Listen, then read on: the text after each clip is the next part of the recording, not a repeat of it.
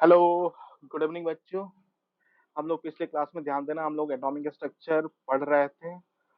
जैसे कि तुम लोग को पता है, ये बंसल क्लासेस उड़ीसा का ध्यान देना ऑनलाइन प्लेटफॉर्म है जहाँ पे तुम ये वीडियो लेक्चर देख रहे हो।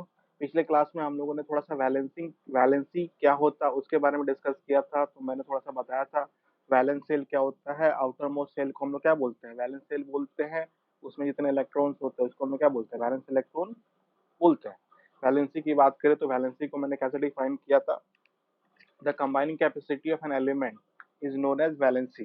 वैलेंसी दो तरीके का होता है, इलेक्ट्रोवैलेंसी भी होता है और कोवैलेंसी भी होता है। इलेक्ट्रोवैलेंसी किसके लिए डिफाइन होता है? आयनिक कंपाउंड के लिए। कोवैलेंसी किसके लिए डिफाइन होता है? कोवैलेंट कंपाउंड के लिए। इलेक्ट्रोवैलेंसी ध्यान देना, पॉजिटिव इलेक्ट्रोवैलेंसी क्या है, नेगेटिव इलेक्ट्रोवैलेंसी क्या है। पॉजिटिव इलेक्ट्रोवैलेंसी में क्या करेगा, ध्यान देना, चेक कर लो कि नॉर्मली कोई मेटल है कितना इलेक्ट्रॉन लूज कर रहा है, वो क्या शो करेगा? Positive electrovalency. नेगेटिव इलेक्ट्रोवैलेंसी कौन शो करेगा? हमारे नॉन मेटल्स कितने इलेक्ट्रॉन्स गेन कर रहे हैं। जैसे बहुत सारे मैंने एग्जांपल एक्सप्लेन किया था, तो सभी को इलेक्ट्रोवैलेंसी में तो कोई दिक्कत नहीं था। कोवैलेंसी की बात कर रहे थे। कोवैलेंसी मैंने तुम्हें नहीं पढ़ाया था। कोवैलेंसी इसलिए नहीं पढ़ाया था क्योंकि तुम्हें उसमें थोड़ा सा पढ़ना चाहिए कि कोवैलेंट बॉन्ड है क्या। तो कोवैलेंट बॉन्ड पढ़ने से पहले हम लोग स्टार्ट करते हैं आज अपना topic, chemical bond. Chemical bond क्या है? केमिकल बॉन्ड कहने का मतलब है क्या, ध्यान? बॉन्डिंग है क्या? बॉन्डिंग मतलब एक एटम और एक और एटम, ध्यान देना यहाँ पे। तो ध्यान देना यहाँ पे प्रोटॉन इसका है, यहाँ भी क्या है? प्रोटॉन इसका है। यहाँ पे इसका इलेक्ट्रॉन है और यहाँ पे क्या होगा? इसका इलेक्ट्रॉन होगा। जब ये बहुत दूर दूर होंगे तो ऑब्वियसली बात है इनके बीच में, इनमें इसका प्रोटॉन और इसका इलेक्ट्रॉन में क्या होगा? अट्रैक्शन होगा। इसका इलेक्ट्रॉन और इसका प्रोटॉन में क्या होगा? अट्रैक्शन होगा। मतलब ये दोनों क्या होगा? अट्रैक्शन हो रहा होगा। फिर ध्यान देना, एक्चुअली प्रोटॉन और इलेक्ट्रॉन में क्या हो रहा होगा? अट्रैक्शन हो रहा होगा। प्रोटॉन और इलेक्ट्रॉन में क्या होगा? अट्रैक्शन होगा। प्रोटॉन किसका, ध्यान देना, एक एटम का प्रोटॉन एक एटम का इलेक्ट्रॉन के बीच में अट्रैक्शन हो रहा होगा। दूसरा क्या होगा? प्रोटॉन प्रोटॉन में रिपल्सन भी हो रहा होगा। प्रोटॉन प्रोटॉन में क्या हो रहा होगा?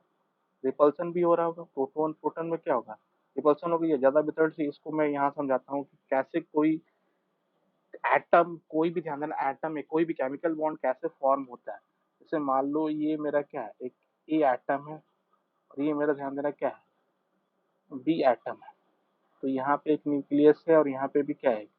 न्यूक्लियस है। यहाँ पे भी क्या है? इलेक्ट्रॉन है। और यहाँ पे भी क्या, ध्यान देना, इलेक्ट्रॉन है। इलेक्ट्रॉन ऑफ ए और ध्यान देना proton of B. Electron of B और प्रोटॉन ऑफ ए, इनके बीच में क्या हो रहा है? ध्यान देना, अट्रैक्शन हो रहा है। इनके बीच में क्या हो रहा है? ध्यान देना, अट्रैक्शन हो रहा है। कहने का मतलब इसका प्रोटॉन और इसके इलेक्ट्रॉन में अट्रैक्शन, इसका इलेक्ट्रॉन इसके प्रोटॉन में क्या होगा? अट्रैक्शन होगा। ये समझ में आ रहा है? जबकि proton of A, proton of B, या electron of A, electron of B, इनके बीच में क्या होगा? रिपल्सन होगा। तुम्हें पता है, ध्यान, लाइक चार्जेस में क्या होता है? लाइक चार्ज कहने का मतलब सेम चार्ज में रिपल्सन होता है और अपोजिट चार्ज में क्या होता है? अट्रैक्शन होता है। मतलब दो एटम, एक एटम यहाँ पर एक एटम यहाँ पे, इसके बीच में ध्यान देना अट्रैक्शन भी हो रहा है और रिपल्सन भी हो रहा है। उसके बावजूद ध्यान देना ये धीरे धीरे क्या हो रहा है? पास आ रहा है। ये भी क्या हो रहा है? धीरे धीरे पास आ रहा है। धीरे धीरे पास आ रहा, मतलब तुम क्या बोल रहा है?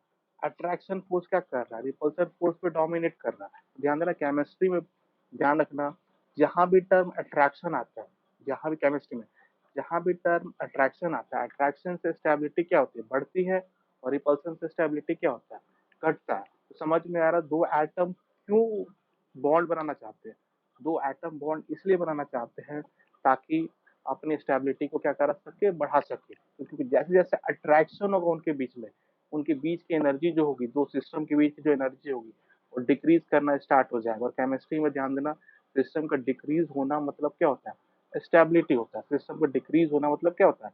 स्टेबिलिटी होता है। तो मैं यहाँ पे थोड़ा सा एक्सप्लेन कर रहा हूँ कि दो एटम केमिकल बॉन्ड बनाएगा तो क्यों बनाएगा? दो एटम के बीच में, ध्यान देना, केमिकल बॉन्ड इसलिए बनाएगा क्योंकि ए एटम और बी एटम क्या था? अनस्टेबल था। अनस्टेबल था तो ध्यान देना, यहाँ पे प्रोटोन और इलेक्ट्रॉन के बीच में अट्रैक्शन था, यहाँ पे प्रोटोन और इलेक्ट्रॉन के बीच में अट्रैक्शन था। और जब दोनों मिलेंगे तो अट्रैक्शन फोर्स क्या होगा? बढ़ेगा। अट्रैक्शन फोर्स बढ़ेगा तो एनर्जी क्या होगी? ज्यादा रिलीज होगी। एनर्जी ज्यादा रिलीज होगी तो स्टेबिलिटी क्या होगा? बढ़ेगा। तो समझ में आ रहा है कि केमिकल बॉन्ड क्यों फॉर्म होता है। तो अगर केमिकल बॉन्ड फॉर्म होता है, क्यों फॉर्म होता है, तो वो समझ में आ गया। केमिकल बॉन्ड इसलिए फॉर्म होता है ताकि, ध्यान देना, क्या हो सके? उनकी स्टेबिलिटी बढ़ सके। और स्टेबिलिटी गेन करने का मैंने पहले ही बताया था कि हर कोई कैसा होना चाहता है, नियोन गैस, हीलियम गैस या आर्गन गैस जैसा होना चाहता है। मतलब कैसा होना चाहता है, ध्यान देना, नोबल गैस जैसा होना चाहता है। नोबल गैस जैसा होना चाहता है, मतलब या तो उसको ऑक्टेट में, या तो ध्यान देना उसके वैलेंस सेल में कितने इलेक्ट्रॉन्स हो, 2 इलेक्ट्रॉन्स हो, नहीं तो कितने हो, 8 इलेक्ट्रॉन हो। तो जैसे वैलेंस सेल में ध्यान देना 2 इलेक्ट्रॉन होता है या 8 इलेक्ट्रॉन होता है, ऑब्वियस सी बात है, जो भी एटम होता है वो क्या हो जाता है, स्टेबल हो जाता है। तो 2 और 8 करने का, 2 है 8 है, मतलब नोबल गैस जैसे होने का, नोबल जैसे बनने का 3 तरीका है, या तो मैं इलेक्ट्रॉन लूज कर दूं, नहीं तो मैं इलेक्ट्रॉन गेन कर लूं, नहीं तो मैं इलेक्ट्रॉन शेयर कर लूं। जहां इलेक्ट्रॉन लूज और गेन होने की बात आती है वहां पे हम क्या डिफाइन करते हैं, आयनिक बॉन्ड।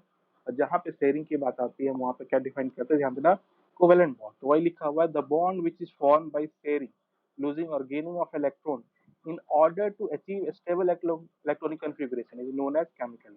समझ में आ रहा, the bond which is form by sharing, losing और gaining of electron in order to achieve stable electronic configuration is known as chemical bond. से बोला गया है chemical bond are of 2 type, first होता है आयनिक बॉन्ड, सेकंड होता है covalent bond. Ionic bond को हम लोग ध्यान देना क्या बोलते हैं, इलेक्ट्रोवैलेंट बॉन्ड भी बोलते हैं, ये थोड़ा ध्यान रखना।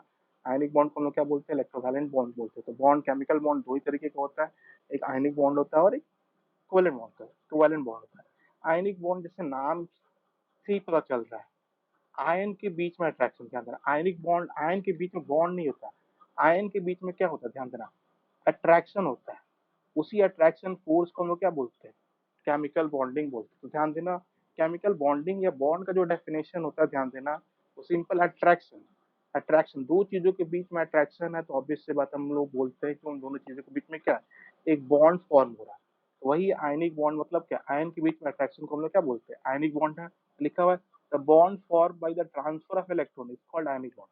ध्यान देना, ऐसा बॉन्ड, बेसिकली जो ट्रांसफर ऑफ इलेक्ट्रॉन से फॉर्म, उसको हम क्या बोलते हैं, आयनिक बॉन्ड बोलते हैं। The bond form by the transfer of electron is called ionic bond. तो तुम ही सोचो कि आयंस बनेगा कैसे, आयनिक बॉन्ड बनाने के लिए क्या करना पड़ेगा, एक एक एटम को इलेक्ट्रॉन लूज करना पड़ेगा, एक एटम को इलेक्ट्रॉन गेन करना पड़ेगा। अगर वो एटम इलेक्ट्रॉन लूज करता तो उसमें पॉजिटिव चार्ज आएगा, दूसरा एटम इलेक्ट्रॉन गेन करता तो उसमें क्या आएगा, नेगेटिव चार्ज आएगा। मतलब एक पॉजिटिव आयन आ गया, एक नेगेटिव आयन आ गया, उनके बीच में कुछ ना कुछ अट्रैक्शन फोर्स होगा। उसी अट्रैक्शन फोर्स को तुम लोग क्या बोल देते हो, आयनिक बॉन्ड बोल देते हो। तो समझ में आ रहा है, the bond form by the transfer of electron is called ionic bond. अब थोड़ा सा बात करते हैं कटायन। कटायन क्या होता है, ऑब्वियस सी बात है, अगर कोई एटम है इलेक्ट्रॉन लूज करे तो क्या बनाएगा, कटायन बनाएगा। तो वही लिखा, an atom loses an electron to form an positive ion is known as cation. तो कटायन की बात करते हैं, जैसे ध्यान देना, मैंने बताया था सोडियम, मैग्नीशियम, एल्यूमिनियम, ये सब के सब क्या बनाते हैं, ionic compound. Sodium atomic number कितना होता है, 11, इलेक्ट्रॉनिक कॉन्फ़िगरेशन क्या लिखेंगे, 281 है। ऑब्वियस सी बात है, इसके वैलेंस शेल में कितना होना चाहता है ये, जो सोडियम है, ध्यान देना, ये क्या होना चाहता है, ध्यान देना, हीलियम है। हीलियम और हीलियम छोड़ो, एक कॉन्सेप्ट होता है कि हर कोई अपना ऑक्टेट कंप्लीट करना चाहता है, हर कोई अपना ऑक्टेट कंप्लीट करना चाहता है। हाइड्रोजन है जो डुप्लेट कंप्लीट करता है, बाकी सभी क्या करते हैं, अपना ऑक्टेट कंप्लीट करते हैं। सोडियम की बात करें तो 281 है, ये वैलेंस शेल में कितना चाहता है कि 8 इलेक्ट्रॉन हो जाए। तो 8 इलेक्ट्रॉन लाने का तरीका क्या है कि एक इलेक्ट्रॉन क्या करे, निकाल दे, या 7 इलेक्ट्रॉन गेन कर ले। तो मैंने बताया था कौन सा आसान है, एक इलेक्ट्रॉन लूज करना। जब एक इलेक्ट्रॉन लूज करेगा तो क्या बन जाएगा, Na+। और Na+ ही बनते किस तरीके से बन के, ध्यान देना, नियोन जैसा बन गया। मतलब सोडियम क्या कर रहा है, इलेक्ट्रॉन लूज करके कैसा बन गया, नियोन जैसा, मतलब कैसा हो गया, स्टेबल। नेक्स्ट वैसे ही मैग्नीशियम, मैग्नीशियम 12 होता है, 282, इसने क्या किया, 2 इलेक्ट्रॉन लूज करके कैसा बन गया, Mg+2। ये फिर से कैसा बन गया, नियोन जैसा, ये भी क्या हो गया, स्टेबल हो गया। ये कैसा बन गया, ये भी स्टेबल हो गया।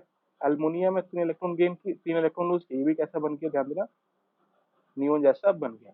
तो समझ में आ रहा है कटायन क्या होता है, जो एटम इलेक्ट्रॉन लूज करेगा ऑब्वियसली वो तो कटायन फॉर्म करेगा। अब वो कटायन फॉर्म क्यों करेगा, ध्यान देना, क्योंकि वो इलेक्ट्रॉन गेन करने की टेंडेंसी शो नहीं करेगा, मैंने पहले ही बता रखा है। अगर वैलेंस शेल में इलेक्ट्रॉन 1 2 3 है तो हमेशा लूज क्या करेंगे, 5 6 7 है तो हमेशा क्या करेंगे, गेन करेंगे। तो समझ में आ रहा है, सोडियम जहां भी आएगा इलेक्ट्रॉन लूज करेगा, मैग्नीशियम जहां भी आएगा इलेक्ट्रॉन लूज करेगा, एल्युमिनियम जहां भी आएगा इलेक्ट्रॉन ही लूज करेगा। नेक्स्ट बात करते हैं, ध्यान देना, अनायन। An anion atom gains an electron to form a negative ion is known as anion। Obvious बात ध्यान देना, जो कटायन है, कटायन कौन फॉर्म करेगा, हमेशा मेटल ही कटायन फॉर्म करता है। और अनायन कौन फॉर्म करेगा, ध्यान देना, हमेशा नॉन मेटल अनायन फॉर्म करता है। कि मेटल की टेंडेंसी हमेशा क्या होती है, इलेक्ट्रॉन लूज करने के लिए, नॉन मेटल की टेंडेंसी हमेशा क्या होती है, इलेक्ट्रॉन गेन कर दिया। जैसे फ्लोरीन है, फ्लोरीन का एटॉमिक नंबर ध्यान क्या होता है, 9 होता है, 2 7। तो ये 7 इलेक्ट्रॉन लूज कर सकता है, एक इलेक्ट्रॉन गेन कर सकता है। तो आसान एक इलेक्ट्रॉन गेन करना था, जैसे एफ माइनस बना, किससे बन गया, नियोन जैसा स्टेबल हो गया। फिर ऑक्सीजन O2 माइनस बना, ये भी कैसा बन गया, नियोन जैसा। फिर नाइट्रोजन N3 माइनस बना, ये भी कैसा बन गया, ध्यान देना, नियोन जैसा। मतलब फ्लोरीन, ऑक्सीजन, नाइट्रोजन सभी के सभी क्या है हमारे, नॉन मेटल्स है। समझ में आ रहा है, कटायन कौन बनाएगा, अनायन कौन बनाएगा। कटायन हमारा मेटल्स बनाएगा, अनायन हमारा क्या बनाएगा, नॉन मेटल्स ही हमारा अनायन बनाएगा। cations and anions are held together by a strong electrostatic force of attraction। ध्यान देना, जो भी पॉजिटिव चार्ज है और जिनके बीच में एक नेगेटिव चार्ज है, इनका डिस्टेंस आर है, तो ध्यान देना इनके बीच में इलेक्ट्रोस्टैटिक फोर्स काम करता है। और ध्यान देना ये फोर्स क्या होता है, बहुत ज्यादा स्ट्रांग होता है। तो वही लिखा, cations and anions are held together by a strong electrostatic force of attraction। अब मैं बताना जा रहा हूँ कि ध्यान देना कि आयनिक कंपाउंड बनता कैसे है। तो आयनिक कंपाउंड NaCl एक आयनिक कंपाउंड है। NaCl क्या है, ध्यान देना, एक आयनिक कंपाउंड है। और ध्यान देना कैसे पता चलेगा कि आयनिक कंपाउंड ही कैसे है। NaCl क्या, ध्यान देना, एक आयनिक कंपाउंड है। तो सोडियम है, क्लोरीन है। तो सोडियम ने क्या किया, इलेक्ट्रॉन लूज किया, तो Na+ बन गया। क्लोरीन ने, ध्यान देना, वही इलेक्ट्रॉन गेन करके क्या बन गया, Cl बन गया। मतलब ये नियोन जैसा बन गया लूज करके, और ये आर्गन जैसा बन गया क्या किया, गेन करके। तो समझ में आ रहा है, आयनिक बॉन्ड का डेफिनेशन ही बताया था कि ऐसा बॉन्ड जहाँ पे, ध्यान देना, complete transfer of an electron takes place, उसको मैं क्या बोलते हैं, आयनिक बॉन्ड। मतलब सोडियम ने एक इलेक्ट्रॉन लूज किया और वही इलेक्ट्रॉन ने क्या किया, क्लोरीन ने क्या किया, गेन कर लिया। तो यहाँ पे क्या हो रहा है, एक इलेक्ट्रॉन का कंप्लीट ट्रांसफर हो रहा है, कहाँ से, सोडियम से क्लोरीन तक। तो हुआ क्या, Na+ बन गया और क्या बन गया, Cl-। तो ये दिखाने का तरीका नहीं है, ध्यान देना, ये गलत है। इसको हम लोग ऐसे नहीं दिखाते हैं कि ये लेके चला गया, सॉरी, तुम मान सकते हो कि ये लेके चला गया, लेके चला गया मतलब, ध्यान देना, तो तुम आयनिक बॉन्ड की बात करोगे तो क्या होगा, Na होगा और क्या होगा, प्लस होगा, और Cl- एक होगा। इस तरीके का पॉजिटिव नेगेटिव चार्ज है, ऑब्वियसली बात, इनके बीच में कुछ ना कुछ अट्रैक्शन होगा। अट्रैक्शन होगा, उसी को हम लोग क्या बोलते हैं, ध्यान देना, आयनिक बॉन्ड बोलते हैं या इलेक्ट्रोवैलेंट बॉन्ड बोलते हैं। तो NaCl हमारा क्या, ध्यान देना, एक आयनिक कंपाउंड है, क्योंकि ध्यान देना उनके बीच में क्या, आयनिक बॉन्ड। क्योंकि NaCl तुम्हारे दिमाग में आना चाहिए, NaCl हमेशा किस फॉर्म में होगा, Na+ और Cl-। नेक्स्ट एग्जाम्पल है, ध्यान देना, MgCl2। MgCl2 में क्या, मैग्नीशियम है, तो मैग्नीशियम क्या करेगा, दो इलेक्ट्रॉन लूज करके कैसा बन गया, नियन जैसा बन गया। मैग्नीशियम के ध्यान देना एटॉमिक नंबर 12 था, 282। क्या करना आसान है, 6 इलेक्ट्रॉन गेन करना आसान है, 2 इलेक्ट्रॉन लूज करना, तो 2 इलेक्ट्रॉन लूज करना आसान है। इसमें 2 इलेक्ट्रॉन लूज करके क्या बन गया, Mg+2 बन गया। अब क्लोरीन है, इसमें 2 इलेक्ट्रॉन लूज किया, तो क्लोरीन भी हमारे पास क्या है, 2 है। तो दोनों क्लोरीन क्या करेंगे, एक एक एक्सेप्ट करके क्या बन जाएंगे, Cl- बन जाएंगे। Cl- बन जाएंगे तो हम ये दिखाने का ये दिखाने का तरीका नहीं है। ये जो भी सर्किल दिखाया हुआ, ध्यान देना, बहुत पहले का नोट्स है, ये दिखाने का तरीका नहीं है। यहाँ भी जो मैंने दिखाया था, कहाँ गया, NaCl, ये दिखाने का शेयरिंग, ये दिखाने का तरीका नहीं है, इसको ध्यान रखना, इसको काट देना। और ये भी दिखाने का तरीका नहीं है, इसको भी काट देना। एक्चुअली में दिखाने का तरीका क्या है, Mg+2 है, यहाँ पे एक Cl- है, और यहाँ भी क्या है, एक Cl-। इनके बीच में अट्रैक्शन फोर्स होगा, यहाँ भी इनके बीच में भी क्या होगा, अट्रैक्शन फोर्स होगा। तो इसको हम लोग क्या बोलते हैं, ध्यान देना, MgCl2 हमारा कैसा है, आयनिक कंपाउंड है। तो समझ में आ रहा है, ये सही है दिखाया है यहाँ पे। तो आयनिक कंपाउंड समझ में आ रहा है, बेसिकली आयन के बीच में जो अट्रैक्शन फोर्स होता है, उसी को हम लोग क्या बोलते हैं, आयनिक कंपाउंड। जब भी आयनिक कंपाउंड फॉर्म होगा, वहाँ पे क्या होगा, complete transfer of electron takes place होगा। तो आयनिक कंपाउंड सभी को समझ में आ गया। आयनिक कंपाउंड कौन कौन बना सकता है, सोडियम बना सकता है, मैग्नीशियम बना सकता है, एल्युमिनियम बना सकता है। तो एग्जाम्पल रख लेना। अब हम बात करते हैं कोवेलेंट बॉन्ड। तो आयनिक कंपाउंड में ध्यान देना क्या डिफाइन होता है, इलेक्ट्रोवैलेंसी। इलेक्ट्रोवैलेंट कंपाउंड है ना, तो वहाँ पे क्या डिफाइन किया था, इलेक्ट्रोवैलेंसी। मतलब इलेक्ट्रॉन्स क्या होते हैं, लूज हो रहे थे और गेन हो रहे थे। कोवेलेंट कंपाउंड में ध्यान देना, इलेक्ट्रॉन लूज नहीं होते और गेन नहीं होते। क्या होते, ध्यान देना, इलेक्ट्रॉन शेयर होते हैं। नहीं, शेयर होता है तो क्या लिखा, covalent bonds are form by sharing of valence electron. Covalent bond हमेशा क्या करते हैं, ध्यान देना, शेयरिंग के कारण ही बॉन्ड मिलता है। वही लिखा, covalent bonds are form by sharing of valence electron. एक covalent bond is generally expressed as a line. अंदर इसको कोवेलेंट कंपाउंड को हम लोग क्या करते हैं, ध्यान देना, एक लाइन से शो करते हैं। And each line represent a bond. हर एक लाइन क्या रिप्रेजेंट करता है, एक बॉन्ड को। Number of line signifies the number of bond. Number of bond varies with in the number of shared electron. तो समझ में आ रहा है, कोवेलेंट बॉन्ड बेसिकली क्या होगा, ध्यान देना, covalent bonds are form by sharing. Normally covalent bond कैसे बनता है, ध्यान देना, शेयरिंग ऑफ इलेक्ट्रॉन जहां भी होगा, ऑब्वियस सी बात है क्या फॉर्म होगा, कोवेलेंट बॉन्ड फॉर्म होगा। ध्यान देना शेयरिंग भी क्यों होगा, क्योंकि ध्यान देना वहाँ पे क्या था, आयनिक कंपाउंड में इलेक्ट्रॉन ट्रांसफर हो रहा था। इलेक्ट्रॉन ट्रांसफर क्यों हो रहा था, क्योंकि इलेक्ट्रॉन ट्रांसफर होता है, एक इलेक्ट्रॉन लूज कर रहा था, एक इलेक्ट्रॉन गेन कर रहा था। इलेक्ट्रॉन लूज और गेन इसलिए कर रहा था ताकि ध्यान देना किसमें कन्वर्ट हो सके, अपना ऑक्टेट कंप्लीट हो सके, अपना ऑक्टेट कंप्लीट कर सके, या तुम बोल सकते हो कैसा बन सके, नेबुल गैस ऐसा बन सके। तो यहाँ भी कॉन्सेप्ट वही है, यहाँ पे इलेक्ट्रॉन लूज नहीं करेगा, वो शेयर करेगा, और शेयर करने के बाद क्या करेगा, अपना ऑक्टेट कंप्लीट करेगा। तो वही लिखा हुआ है, covalent bonds are formed by sharing of valence electron. Covalent bond को नॉर्मली ध्यान देना लाइन से, एक सिंगल लाइन इस तरीके से रिप्रेजेंट करता है, ए और बी के बीच में अगर कोई दो इलेक्ट्रॉन शेयर हुआ, एक इलेक्ट्रॉन इसने दिया, एक इलेक्ट्रॉन इसने दिया, दोनों शेयर होंगे, तो दिखाने का तरीका क्या है, तो उनके बीच में हम एक लाइन शो करेंगे। एक लाइन बताता है कि ध्यान देना ए ने क्या किया, एक इलेक्ट्रॉन दिया है, और बी ने क्या किया, एक इलेक्ट्रॉन दिया। ध्यान देना एक कंप्लीट ट्रांसफर नहीं होता है, बस क्या करते हैं, ध्यान देना एक दूसरे से शेयरिंग करते हैं। तो वही लिखा, covalent bond is generally expressed as a line and each line represent a bond. Number of line signifies the number of bond. Obvious सी बात है, एक लाइन होगा तो एक बॉन्ड बोलेंगे, सिंगल बॉन्ड बोलेंगे, दो लाइन होगा, डबल बॉन्ड बोलेंगे, तीन लाइन होगा, तो क्या होगा, ट्रिपल बॉन्ड बोलेंगे। Number of bond very with the number of shared electron. Shared electron ध्यान देना बढ़ते जाएंगे तो ऑब्वियस बात है नंबर ऑफ बॉन्ड भी क्या होते हैं, बढ़ते जाएंगे। पर ध्यान रखना, अब सिंपल किसी दो एटम के बीच में, जैसे ए है और बी है, इनके बीच में ध्यान देना मैक्सिमम तीन बॉन्ड ही बन सकता है, मैक्सिमम तीन बॉन्ड ही बन सकता है। क्योंकि ध्यान देना बॉन्ड जब भी बनता है किसी डायरेक्शन में बनता है, बॉन्ड जब भी बने किसी डायरेक्शन में बढ़ेगा, मतलब एक्स में बन गया तो दूसरा क्या बनेगा, वाई में बनेगा, और तीसरा क्या बनेगा, जेड में। ऑब्वियस से बात है, हमारे पास तीन ही डायरेक्शन है, एक्स वाई जेड है, इसलिए ध्यान देना दो एटम के बीच में हमेशा क्या होगा, मैक्सिमम तीन बॉन्ड बनेगा। तो ये तो एडिशनल एडिशनल था इंफॉर्मेशन। जैसे एग्जांपल की बात करें, हाइड्रोजन। अब हाइड्रोजन तुम ही सोचो, दो हाइड्रोजन है, तो एक हाइड्रोजन गेन करे, एक लूज करे, गेन करे, ध्यान देना पॉसिबल नहीं है, उसका ऑक्टेट कंप्लीट नहीं होगा। इनफैक्ट हाइड्रोजन क्या करता है, डुप्लेट कंप्लीट करता है। तो जिसने लूज किया उसका तो डुप्लेट, एक सिंगल इलेक्ट्रॉन था वो भी उड़ गया, ना ही उसका डुप्लेट कंप्लीट हुआ, ना ही उसका ऑक्टेट, कुछ नहीं हुआ।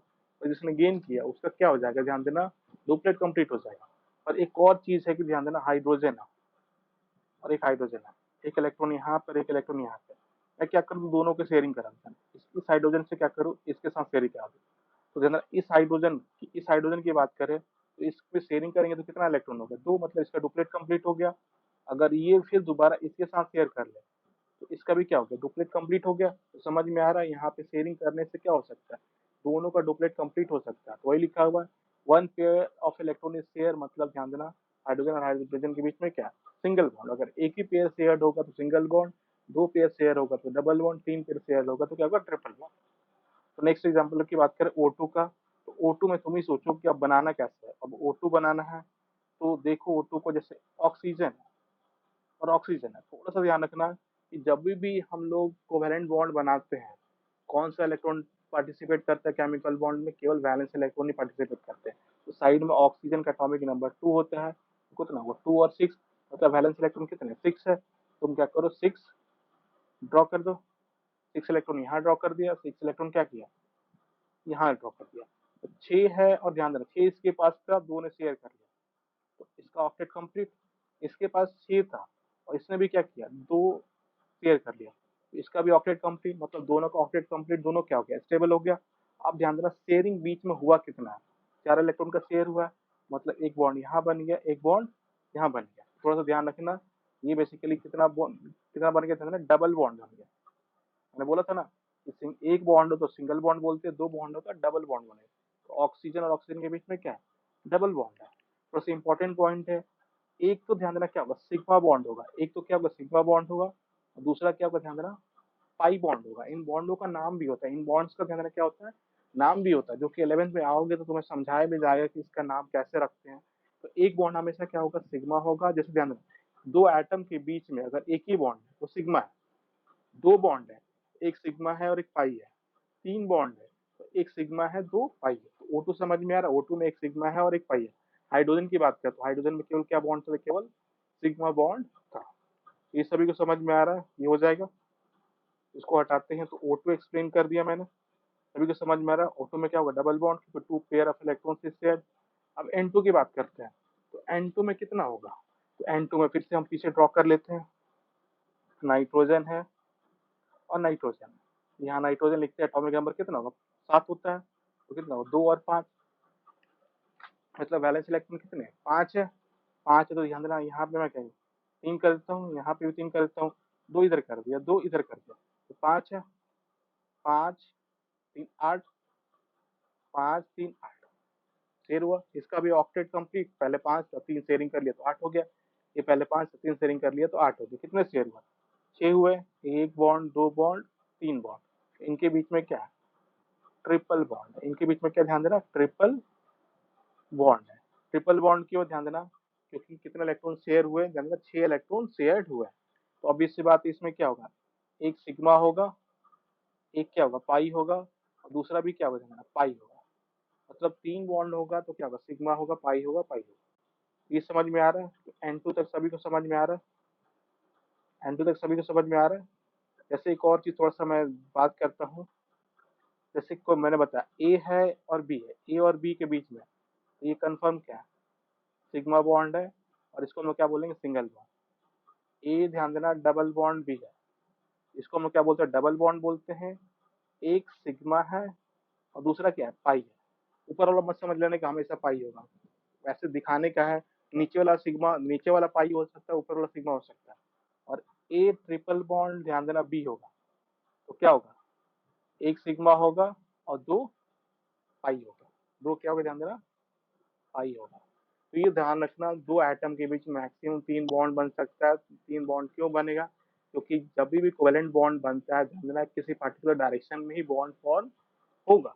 और पर्टिकुलर डायरेक्शन हमारे पास कितना है? 3 ही है, इसलिए मैक्सिमम 3 बॉन्ड बन सकता है। और एक सिग्मा बनता है, अगर एक ही बॉन्ड है तो सिग्मा एक है। अगर ध्यान देना 2 बॉन्ड है तो सिग्मा और पाई है। 3 बॉन्ड है तो सिग्मा प्लस 2p पाई, 2 पाई है। 2p पाई नहीं पाई, 2p पाई ध्यान देना नाम अलग आ गया, तो ये हो जाएगा। तो ये हो जाने के बाद ध्यान देना, अभी मैं तो थोड़ा सा तुम्हें ये पढ़ा देता हूँ, डिफरेंस डिफरेंस पढ़ा देता हूँ, फिर मैं थोड़ा कुछ और एग्जांपल कराता हूँ कि क्या है। तो अब हम बात करते हैं difference between electrovalent bond and covalent bond. Electrovalent bond और कोवैलेंट बॉन्ड, ऑब्वियसली बात है, इलेक्ट्रोवैलेंट में क्या होता है? Complete transfer of electron participate takes place करता है। जबकि कोवैलेंट बॉन्ड में क्या होता है? शेयरिंग ऑफ इलेक्ट्रॉन्स होता है। लिखा compound form by the transfer of electron from one atom to another atom, it's called electrovalent bond. ये समझ में आ रहा है? Compound form by the sharing of electrons between two atoms are called covalent bond. पहला point तो difference सभी को समझ में आ रहा है।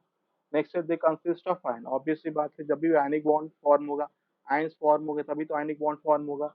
जबकि ध्यान जब कोवेलेंट मॉलिक्यूल होगा तो दे कंसिस्ट ऑफ मॉलिक्यूल। जैसे O2 हमारा क्या था? मॉलिक्यूल था। N2 हमारा क्या था? मॉलिक्यूल था। H2 भी क्या था? हमेशा मॉलिक्यूल था। और थर्ड है they have high melting and boiling point, that is they are non volatile compound. है ना? मैंने बोला था कि जब पॉजिटिव और नेगेटिव होता तो ऑब्वियस सी बात है अट्रैक्शन फोर्स क्या होगा? ज्यादा होगा। अट्रैक्शन फोर्स ज्यादा होगा तो उसकी मेल्टिंग एंड बॉइलिंग पॉइंट भी तो क्या होगी? ज्यादा होगी। अगर मान लो तुम पानी को गर्म करते हो, सिंपल लॉजिक है, तुमने सिंपल वाटर लिया और गर्म किया, तो बॉइलिंग पॉइंट कितना हो जाएगा? 100 डिग्री सेंटीग्रेड। पर ध्यान देना उसी पानी में तुमने नमक डाल दिया और फिर गर्म किया, तो उसका बॉइलिंग पॉइंट क्या हो जाएगा? 100 से ऊपर चला जाएगा। मतलब नमक अंदर गया तो ऑब्वियस सी बात है अंदर फोर्स क्या हो गया? बढ़ गया। और जैसे जैसे बढ़ेगा ऑब्वियस सी बात है लिक्विड को वेपर में कन्वर्ट करने की टेंडेंसी क्या होगी?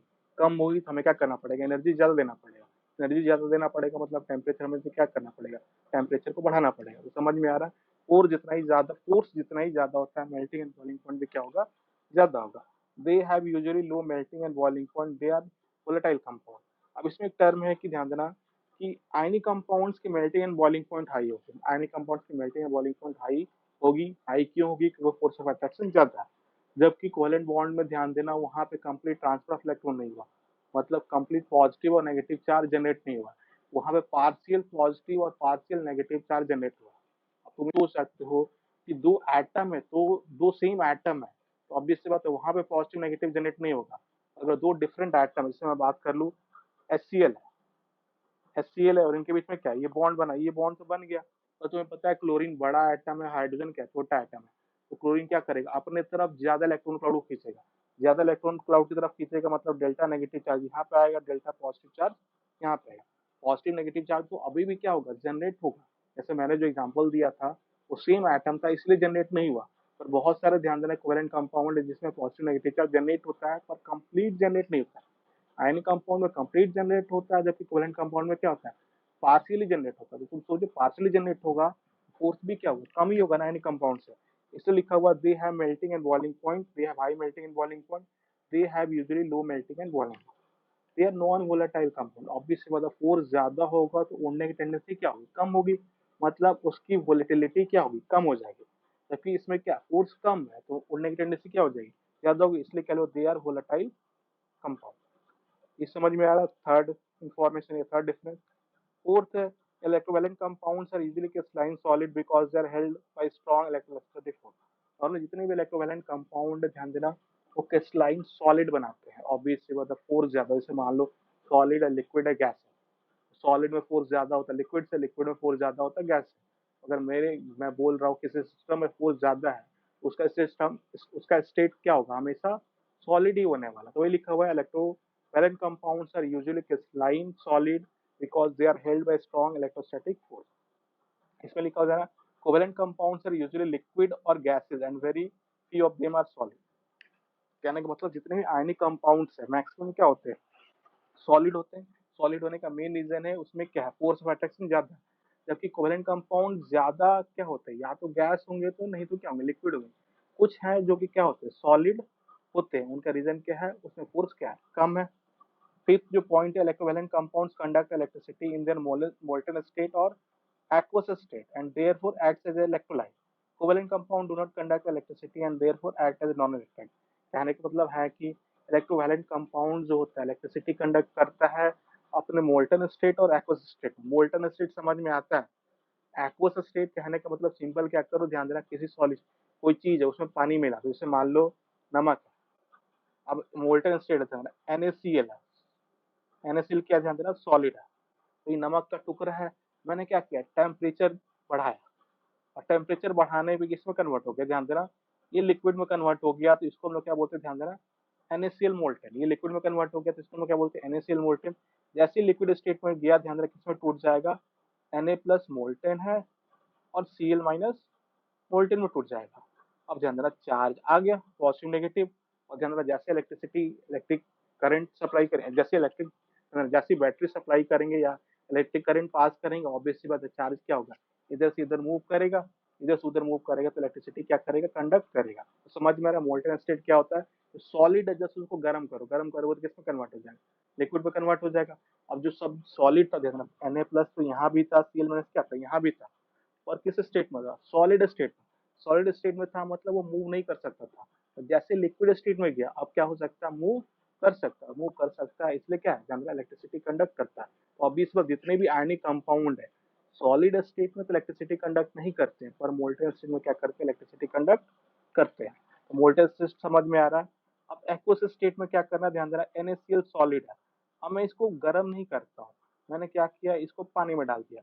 पानी में डाल दिया तो किसमें कन्वर्ट हो जाएगा, ध्यान देना, NaCl एक्वस फिर से लिक्विड बन जाएगा, और लिक्विड बन जाएगा तो किसमें टूट जाएगा, Na प्लस एक्वस में टूट जाएगा, और Cl माइनस किस में टूट जाएगा, एक्वस में टूट जाएगा। तो फिर से क्या आएंगे, ऑब्वियसली पॉजिटिव नेगेटिव चार्ज आ गया, पॉजिटिव नेगेटिव चार्ज आ गया तो इलेक्ट्रिसिटी क्या करेगा, कंडक्ट करेगा। तो समझ में आ रहा है, इतने भी कंपाउंड से अपने सॉलिड स्टेट में इलेक्ट्रिसिटी कंडक्ट नहीं करते हैं, जबकि मोल्टेन और एक्वस में क्या करते हैं, इलेक्ट्रिसिटी कंडक्ट करते हैं। वही लिखा हुआ है, electrovalent compound conduct electricity in their molten state और aqueous state and therefore act as an electrolyte। therefore act as an electrolyte।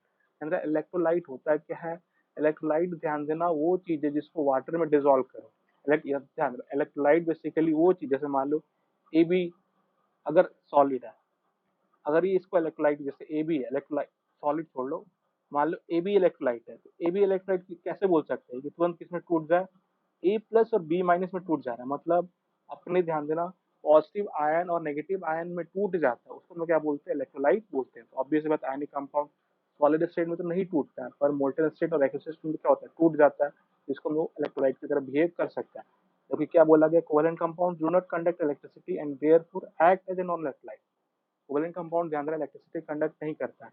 Conduct नहीं करने का रीजन क्या, ध्यान देना, वहां पे कोई पॉजिटिव चार्ज और नेगेटिव चार्ज नहीं होता। पॉजिटिव चार्ज नेगेटिव चार्ज नहीं होता तो ऑब्वियस सी बात है वो पॉजिटिव नेगेटिव आयंस में नहीं टूटेगा, मतलब कैटायंस और अनायंस में नहीं टूटेगा। कैटायंस और अनायंस में नहीं टूटेगा तो इलेक्ट्रिसिटी क्या होगी, ध्यान देना, कंडक्ट नहीं होगी। इलेक्ट्रिसिटी कंडक्ट नहीं होगा तो ऑब्वियस बात है कैसे बिहेव करेगा, एज ए नॉन इलेक्ट्रोलाइट की तरह बिहेव करेगा। तो ये हमारे क्या है, ध्यान देना, इलेक्ट्रोवैलेंट कंपाउंड और कोवेलेंट कंपाउंड में डिफरेंस है। इलेक्ट्रोवैलेंट कंपाउंड कोवैलेंट कंपाउंड में डिफरेंस लिखने के लिए आ जाए कभी, तो पहले तो डेफिनेशन दोनों का लिख लेना। दूसरा दूसरा डिफरेंस लिखना है कि इलेक्ट्रोवैलेंट कंपाउंड में कौन इन्वॉल्व होता है। आयंस इन्वॉल्व होते हैं, जबकि कोवैलेंट कंपाउंड में कौन इन्वॉल्व होता है, मॉलिक्यूल्स इन्वॉल्व होता है।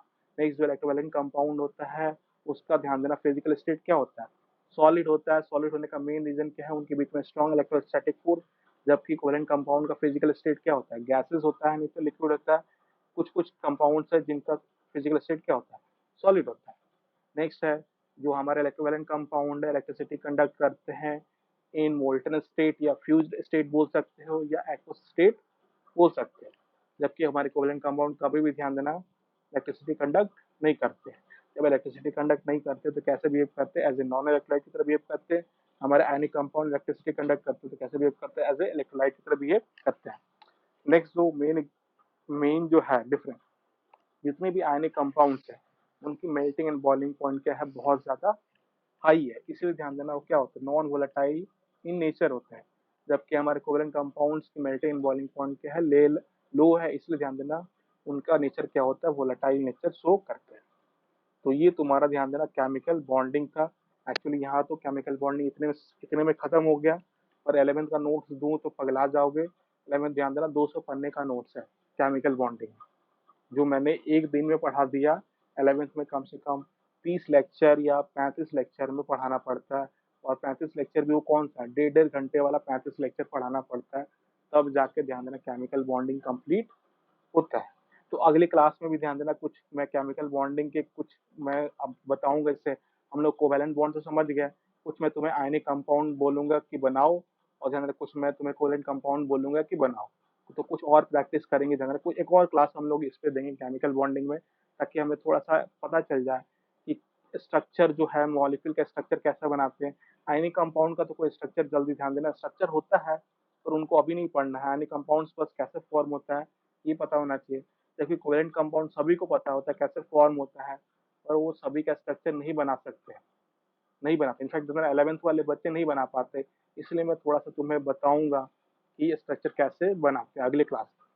चलो ठीक है, अगले क्लास में मिलते हैं, चलो बाय।